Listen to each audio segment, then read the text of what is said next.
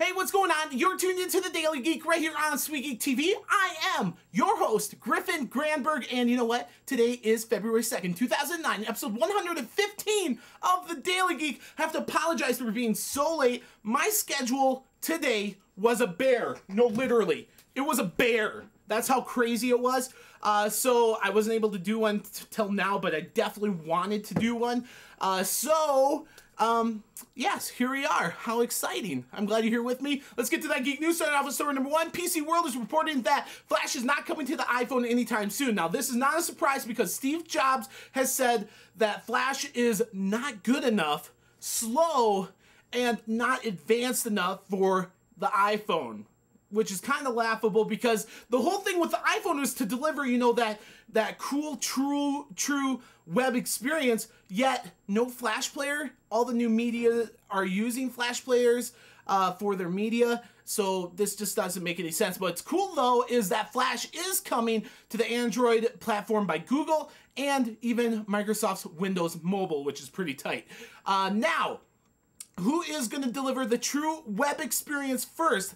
iPhone definitely kicked people into gear, but them ignoring all the Flash content on the web is just dumb, okay? So let's see who does it, and once we know for sure, I will talk about it right here on the Daily Geek. Let's move on. Story number two, I have to laugh. I got it. I know, that was a very awkward laugh, actually. But I have to laugh because Google's results were showing malware for every single site on the planet for around 45 minutes on Saturday. Why was this such a big story? Because Google can do no wrong. It's just not possible for Google to make a mistake, and every news outlet has to talk about it, including this one.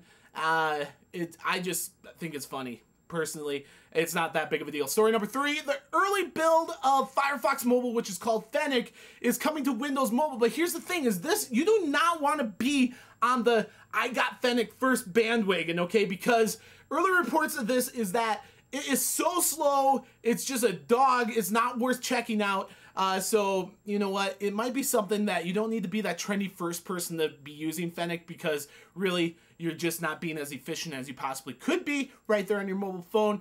And yeah, story number four, IBM has come up with a new computerized voice that sounds more human by adding and other natural speaking nuances, which is pretty cool, right? Yeah, I think so. But what's cooler is the name, the fact that it's called Generating Paralinguistic Phenomena via Markup and Text-to-Speech Synthesis. Yeah, that's exactly what it's called, which tells me the marketing team hasn't been able to massage that name yet, but it's kind of cool that IBM is working on that. But then again, IBM has done a lot of cool R&D type things, and it's just cool to see that come out, and I can't wait to see what they're going to use it for. And of course, once we know, I'm going to let you know about it right here on the Daily Geek. Story number five, the last story of the day, ASUS, or however you pronounce it. I say ASUS, but whatever.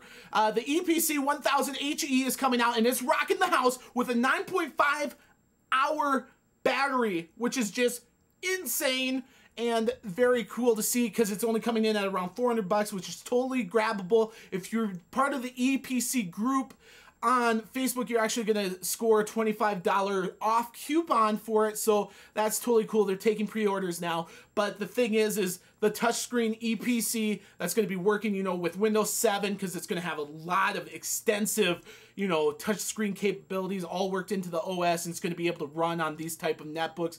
Is just going to be phenomenal. Now, so you're definitely wanting to check out the touchscreen EPC if that's up your alley. Maybe you want to hold off on the 1000 HE. But there you have it. That is the Geek News for February 2nd, 2009, episode 115 of the Daily Geek on SweetGeekTV. I am your host, Griffin Granberg.